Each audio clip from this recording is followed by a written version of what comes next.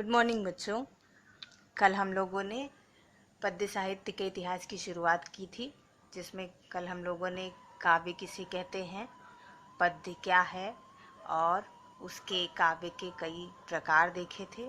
आज हम लोग पद्य साहित्य का काल विभाजन पढ़ेंगे। तो बच्चों, पद्य साहित्य को 4 भागों में बांटा गया। ये 4 भाग हैं। पहला है आदिकाल, इसको वीरगाथा काल भी कहते हैं, जो कि सन 743 ईस्वी से 1343 ईस्वी तक चला। दूसरा काल है पूर्व मध्य काल, जिसको भक्ति काल के नाम से भी जाना जाता है। ये 1343 ईस्वी से 1643 ईस्वी तक चला है। तीसरा काल है उत्तर मध्य काल, जिसको हम रीति काल या श्रृंगार काल भी कहते हैं। ये 1643 ईस्वी से 1843 ईस्वी तक चला है।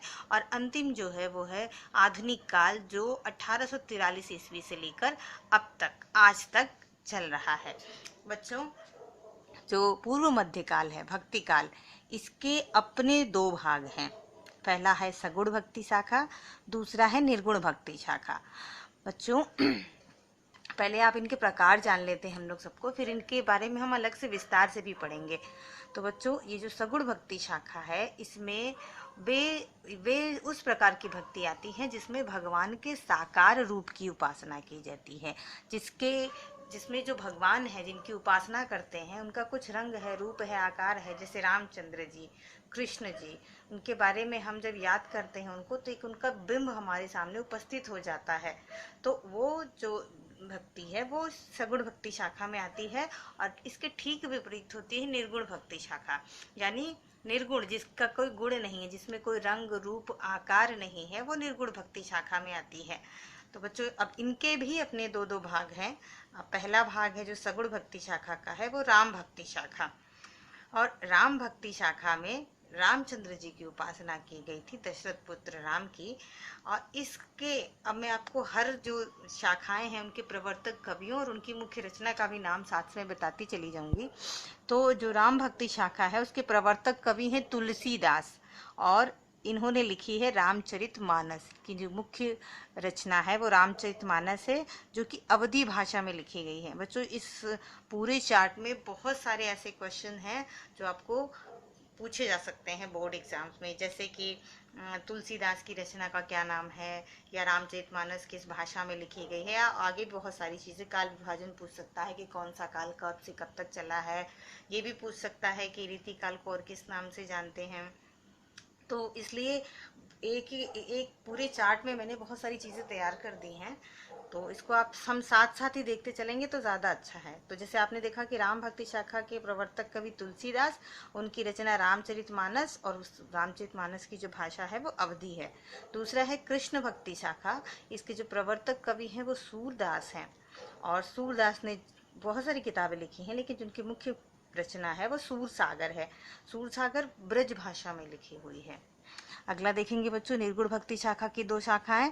पहला ज्ञान मार्गी शाखा, इसमें ज्ञान की बातें बताई गई हैं।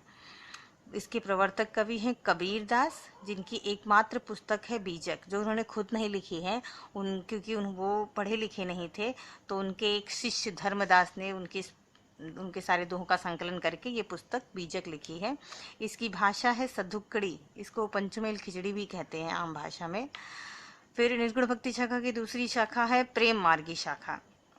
इसमें जो सांसारिक प्रेम है, लौकिक प्रेम, उसके माध्यम से अलौकिक प्रेम की व्यंजना की गई है। इसके प्रवर्तक कवि हैं मलिक मोहम्मद जायसी, जिनकी पुस्तक है पद्मावत।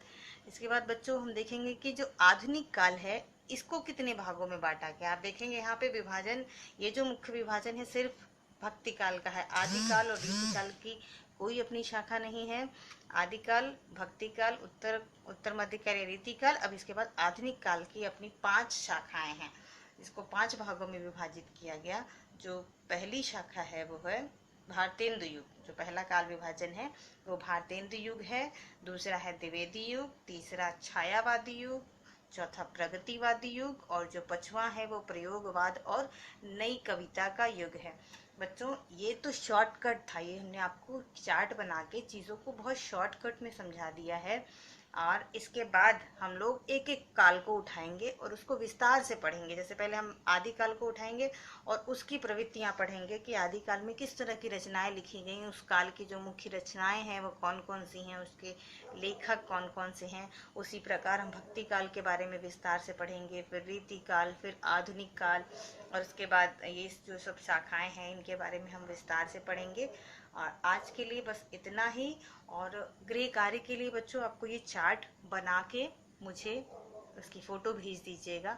ये चार्ट आपके पास होना बहुत ज़रूरी है। अगर ये चार्ट आपको बहुत अच्छे से याद है तो बहुत सारे क्वेश्चंस के आंसर आपको समझ लीजिए बस इस एक चार्ट में मिल जाएंगे। तो आज के लिए इतना ही। धन्यवाद।